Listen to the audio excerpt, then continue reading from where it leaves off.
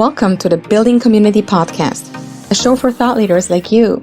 You know that success depends on relationships between your organization and the people in and around it. In our show, I speak with experts about building people networks and engaging community. Together, we share how community helps you reach your corporate goals. I'm your host, Simone, and I've been empowering organizations for a decade and a half doing exactly that. Ready for it? Listen in as we set out to make communities thrive.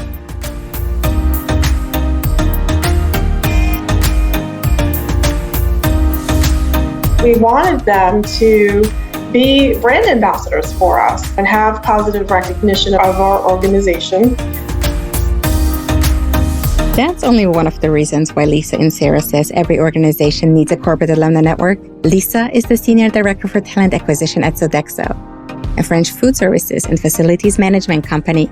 Their corporate alumni network's name? It's Reconnections, spelled with an X. It was founded in 2008, and the goal? To support brand advocacy, business development, and acquisition of talent. Today, they count over 13,400 members.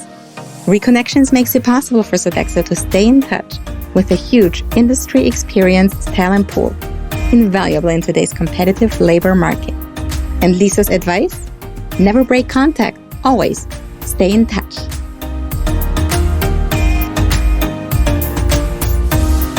Welcome to the show, Lisa. Thank you. Excited to be here. It's good to see you again. Lisa, you've been with Sodexo for 31 years. That's a very long time. Correct. And for 15 of these years, you've been responsible for recruiting strategies. With development since COVID, we see that organizations are facing more and more challenges with attracting top talent. And people, as we see in recent studies, spend less time at one organization before they move on to another. I'd love to hear some insight into what today's challenges are in recruiting and how corporate alumni networks can potentially provide solutions. Yeah, I'd be happy to talk about that. What's happening with today's challenges? We are reopening from the pandemic. Right now, we've entered into a time that they are now calling the Great Resignation. That means there's many people who have evaluated their personal life, their careers, and making that decision to change. A lot of companies previous to the pandemic and COVID would not consider folks working from home. And now we're in an environment where we are competing nationally with other organizations that we weren't competing with before. And so that makes the competition for talent that much greater. You have to become a company now with flexibility. That is the number one thing that candidates are looking for. And we have to move fast because if you don't move fast, you're losing talent. Why alumni? This gives us the opportunity to tap into that candidate pool at a time when we know the candidate pools are tight. Excellent. So how do you try and tap those candidate pools with a corporate alumni network like Reconnections? You have a very special alumni network with a huge number of members. You're at 13,400 right now. That's very impressive. Tell us a little bit about how you tap talent. Yeah, our program is pretty mature. It's been around since 2008. We had the luxury going into the pandemic that we had a stable program in place, that communication and foundation had been in place. We had been engaging our former employees for quite some time. In the past, we would tap into that pool. We track them as external hires, even though they're former employees. And so from an external hiring perspective, our former employees make up 20% of our hiring. That was pre-pandemic. We stayed in contact with them from within the first 30 days of them leaving the organization. There's consistent communication that we engage them with, e-communication. But one of the things from a candidacy perspective that gives us that number of 20% is we do give them access to our positions as if they were internal candidates. Whereas you would normally have positions that were only available to internal talent versus external talent, they are treated as if they were internal talent. And so this gives them the opportunity to see all of the positions we have available, and we engage them on a regular basis when we have openings that we think they would be a good fit for. So they get a competitive advantage versus the people who only look at job platforms or even people who are working with recruiters. So you have information faster, probably information that's more rounded that other people wouldn't get since they already know the organization. Also insight into a bit more knowledge of where a fit for them would be appropriate since they know the structure and how everything works at Sodexo. Yep. So that number of 20% of hiring pre-pandemic, that is huge. Yep. Let me dig a bit deeper into that. Is this the why of Sodexo's network? Is this the why you started this alumni network, or has this developed over time? Because 20% saves an organization a lot of money. Hiring is expensive nowadays. This really was one lever in the program. Because of the work that we do as you're winding down from your career and getting settled into retirement, our services run that full life cycle. And so it was really important for us to have people leave the organization with a positive experience. We knew we would interact with them at some point. It was likely throughout their life. And so we wanted them to be brand ambassadors for us and have positive recognition of our organization. Many of the people who leave the organization might at some point become our clients. And there was that piece that from a business development perspective, if they were no longer employees of the company, they could become our client partners. And so we wanted to make sure that we secured that relationship in the offboarding. And then the third piece became the acquisition of talent and rehiring. So really that was a third bucket, but not the primary originally. And it's still, I'd say, depending on the time of year and move up and down as it relates to priority. You're bringing up a very good point now with the three buckets that you looked at, the three focus areas. Typically and traditionally, corporate alumni networks are very popular in the consulting industry, have been for a very long time, even more mature than your network is. And the reason is predominantly that there's very short tenures that are expected from staff members at consulting organizations. And they have the same kind of goals you mentioned here. They want to have their alumni become either a client once they're decision makers at another organization. They want to gain intelligence from them, information exchange, use them as a mentor, maybe even as well have them join the organization again at some point as a consultant or in some other form. And the brand ambassador topic is a big one for all organizations. A lot of studies have come out recently where, for example, organizations are comparing ratings on Glassdoor.com or other career sites where we see that organizations who have corporate alumni networks get better ratings than organizations who don't have corporate alumni networks. Have you been monitoring that sort of output as well? We do monitor it. We monitor it overall from both our former employees as well as our existing employees. We do feel strongly about the fact that because of our number of returnees, that it would naturally impact the comments and the scoring that we receive. You mentioned the positive experience you wanted to give your employees, especially also during the offboarding process. We know that talent acquisition teams put a lot of focus on outstanding onboarding processes because we want our team members to have a great start at an organization right away. And we also want them to know what the organization is about, what the culture is like, what we value as an organization.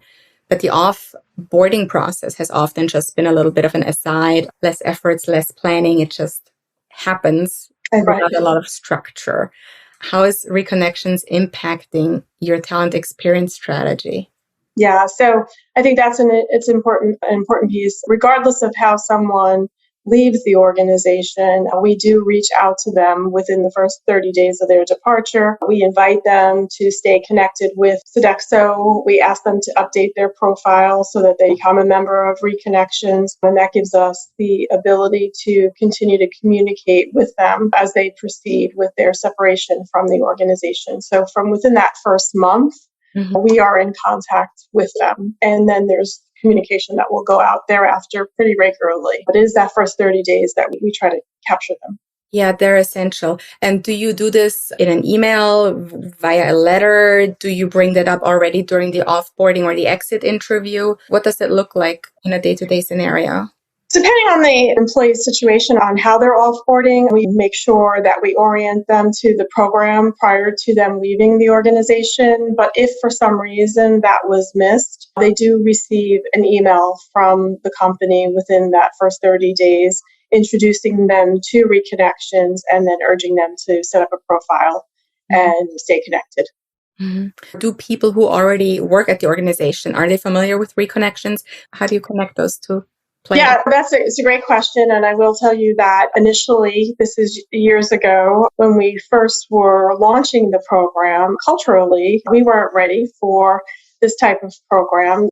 Traditionally, when someone left the organization, they left, and that was the end. So there was not only an education process, but we also had to demonstrate the value to our stakeholders, to our existing employees. And if you fast forward to where we are today, 12 or 13 years later, as our hiring managers post positions, when they have openings on their teams, they come to our recruiters and they say, I am looking for a current internal and/or I would also absolutely love a former employee who has some Sodexo experience, but also went out and had some different experience, diverse experience. Maybe it's with a competitor, maybe they stepped into a different industry, but I think we could benefit from that. So today, how things have changed is our hiring managers are asking us to attract those candidates, reach out to our former employees. This is the ideal scenario, but really hard to reach. And it takes years, and it probably takes a lot of work from people like you to educate, to be transparent, and to show the value. Because a lot of organizations that have corporate alumni networks still tell me, oh, previous hiring managers may have hard feelings and they don't want to even consider boomerang hires, like we call them. What is it that you did and your team did to talk to hiring managers who may not be so familiar of the advantages of a corporate alumni rehire? Yeah, I think initially it was the education process and talking a lot about the value of the experience, the value of those who left in good standing, the value of the experience that is gained from when somebody leaves the organization and then is able to bring back that experience. So I would say those three things were primary in the initial education and rollout process. I think we were able to step away from that a few years into it because as we started to have more returnees, we also profiled them, and have them out there on our internal websites. We were interviewing them. We had them featured so that they could tell their story about their career journey away from Sodexo and how they returned. So we took that as the second phase of it. And then as that number started to grow, truly the candidate pool itself was what turned the perceptions around because we had so many returnees who were working that it became just part of who we are as an organization. They are a great resource. Do you have any information or metrics on how much value they add? Do they stay longer in an organization? Do they need shorter periods of time to get reoriented, to be trained? Yeah, I will tell you, you would look at it from a few different perspectives. One from the recruitment perspective, just your time out in the market and the vacancy time. We have instant communication with this candidate pool, and so we typically can recruit them quicker than we can somebody who is not as familiar with the organization. So I think from a vacancy perspective, I would start there to say there's definitely shorter vacancy times when we're filling with a former employee, which is great. But I think probably where the biggest impact is during the orientation and ramp up time. Their ability to hit the ground running is much quicker than somebody who is new to the organization and has to learn the organization, maybe even learn our industry. So that takes longer for someone who's not a former employee. And then the great news is we do find once they return, they also stay longer than some of our other hires. So there is a commitment once they've left the organization, went into that space of where they thought the grass was going to be greener and then decided to return to Sodexo. Their tenure tends to be longer. So they basically made a conscious decision that, hey, this is what I've known before. This is where I should be. And that also shows in the duration of the tenure. Exactly. Yep. So time savings, shorter vacancies during the hiring process, also a more speedy onboarding process and orientation, and they stay at the organization longer when we're looking at their tenure. Mm-hmm. Mm-hmm. It's excellent value for an organization. Do you still have to sometimes try and convince senior leadership of the value of your alumni network, or is it now so integrated into Sodexo's culture and fiber that it's a natural, nobody questions its value anymore? I would say we really don't have to sell it. I think the one thing we do keep in mind is there is always the question of how do we vet the candidate to ensure that this person is wanting to return, or this is a person that should return. And so we do have processes in place, and I think that becomes part of the education process with leadership to make them feel comfortable with the processes we have in place. But by far, those are less of an issue for us. We have had great success with people returning. Mm-hmm. Let's switch gears a bit to the point of view of the members of your network. I'd love to see from their perspective what the feedback is that you get. They obviously are aware that there is additional career opportunities for them going forward, should they ever be interested in it. They have a pool of information on open positions that wouldn't be out in the open market. But what other value, what other services do you provide to them via that network? Yeah, a couple of things. We do professional and personal career development via webinars. We're a national organization and we have employees all over the country. And right out of the gate, 10 plus years ago, we were offering these services to them virtually and on a variety of topics. They happen throughout the year. We've extended invitations for them to join us on any of the community service projects that we take on in areas that are local to them. So before that was mostly open to existing employees. We now allow the former employees to join us in those events. And from that perspective, there is the personal and professional development, and then the continued networking, which is, of course, extremely important. Mm-hmm. I like the fact that you're including them in the giving back component that's so important to team members, and it helps form those deep connections and relationships at a human level away from the professional motivations. Yeah. And people participate in that as well, working good? Yeah, and I do think that's like one of the commonalities that the employees at Sodexo have. We are in the service industry, so when you join this organization, you have to have a passion for service, and it doesn't leave you. So even when you leave the organization, I think that's just the nature of the talents that we employ as an organization. And so it extends after leaving the company. Mm-hmm. I love that. That's a very good thought. And I don't see a lot of people actually bringing former and current employees together to give back to the communities that they live in. Very good. I like that as best practice model. You briefly touched on a point that I think is really important to some of our audience members. We know that not every employee that leaves an organization is in good standing. And that's where kind of the challenges come, where you as somebody who manages that network needs to decide, do we include those people? Do we not include those people? Do we include them in everything? How do we communicate with them? And how do we service them going forward?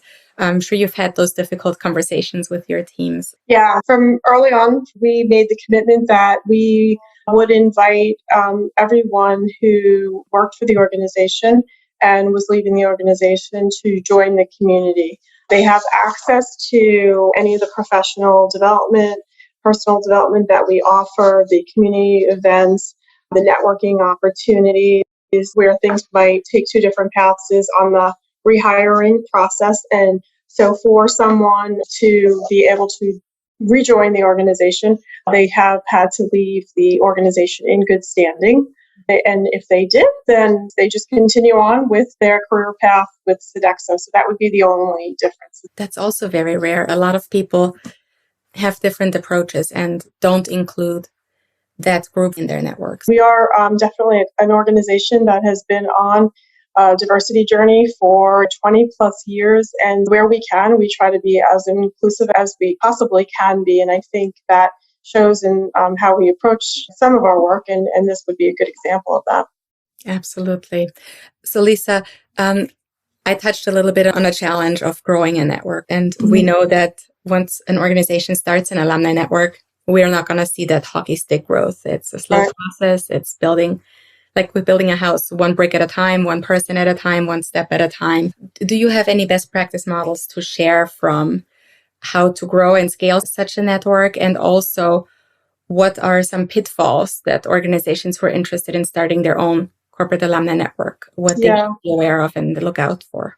Yeah, I think one of the things I would say is when you approach this and you have all these ideas of we can do this and we should do this, I would say pick the top 3 things that you think could make the biggest impact immediately and start there and see how that impacts the membership and the engagement.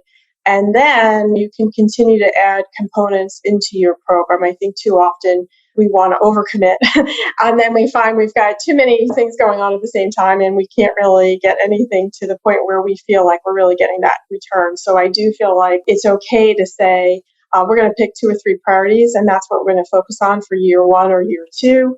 And then we can evaluate where we are and determine what our next steps are.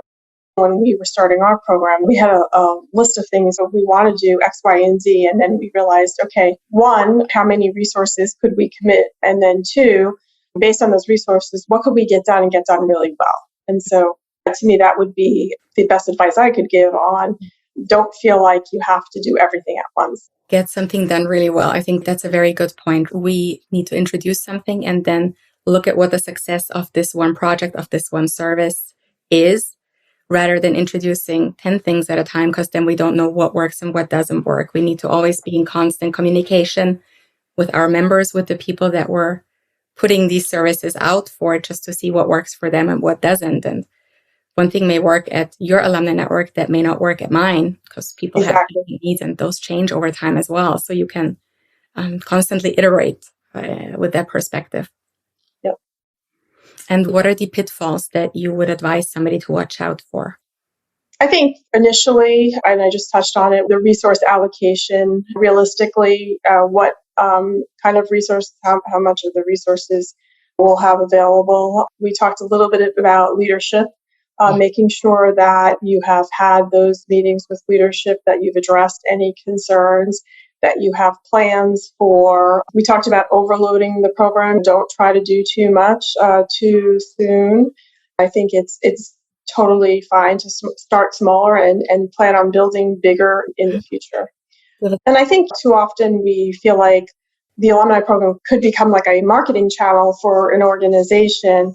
And it might eventually, but I think that's not where you want to have your primary objective start. You really want it to be for the former employees. Mm-hmm. And if you do a good job with a thoughtful program, then it will turn into a marketing channel for an organization. Yeah, that's a very good point. The main purpose that you set out with, it shouldn't be getting something back from our members. It should be giving to them first and then organically having them want to give something back in return. And get that engagement, get that overall interest, let them see the value, and then based on their experience, it'll result into that secondary win for you. When I'm speaking with organizations of different sizes, different geographic locations, also a variety of sectors, I often say, oh, everybody should have a corporate alumni network. But in recent months, backpedaling a little bit. What's your thought on this? So I think, truly, I really believe that any type of organization would benefit because it's a smart strategy for managing talent. It makes sense from a management perspective, from a branding perspective. Even more now, I think, with the situation that the pandemic has put us in today, with the way the labor market is and how competitive it is, this gives you that candidate pool who has experience with your organization, it really is like a no-brainer. But I think, again, depending on the size of your organization, you could determine how you would approach it. But I absolutely think it would benefit any organization. Mm-hmm. It's giving the organization the opportunity to own the total life cycle of employment and those teams for life, so that they're a resource that don't come and go, but that they're a resource they can tap anytime the organization needs it to. And that supports the operative goals and the organizational goals in the long run. We're also talking strategy when we're talking alumni networks. This isn't just something that is being thrown in and not integrated into the entire organization's strategy and future goals. Yep, exactly. How do you develop these strategies? Are you at the table with the rest of the senior leadership when you're looking at what's going to be the focus for the next 3 years, the 5 years, 10 years? Do you have a voice there for the corporate alumni efforts? At Sodexo, it sits within talent acquisition. So, the primary focus today is from a recruiting perspective. But I think where necessary or when there are opportunities, we absolutely have the ability to leverage throughout the organization. But primarily it is from an HR perspective.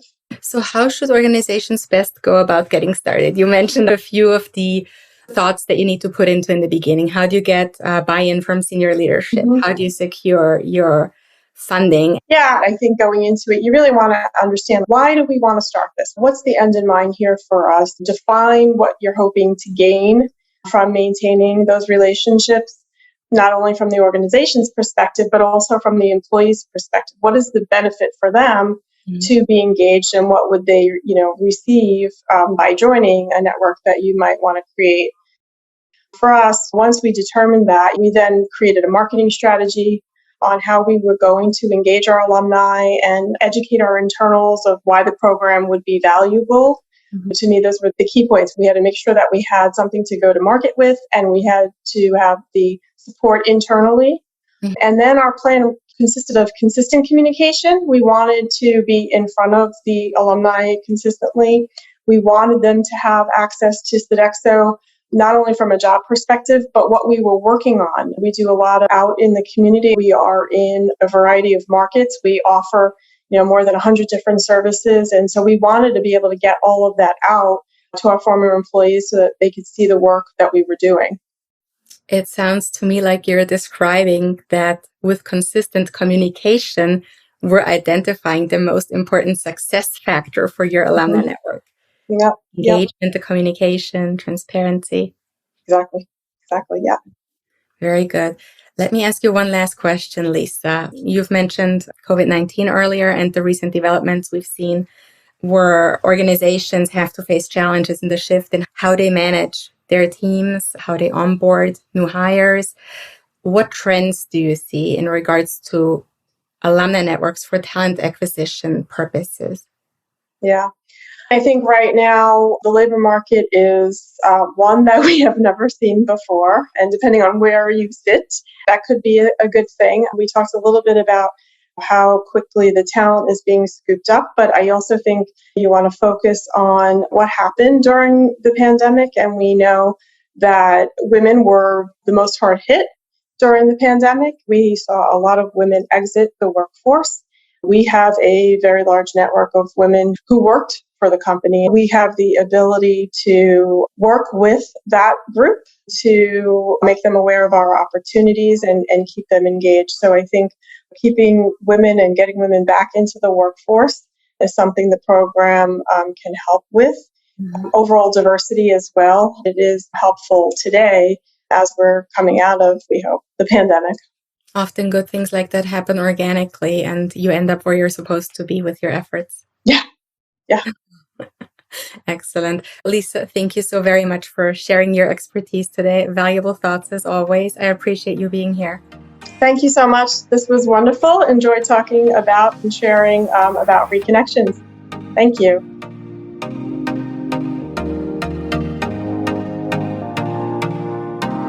Thank you for listening to the Building Community podcast. Is there a leader in your organization or network who needs to hear this? Please share this podcast with them. Help get the word out about the immense value of community. If you enjoy the show, please subscribe, tell a friend, and leave us a review. Until next time, help your communities thrive.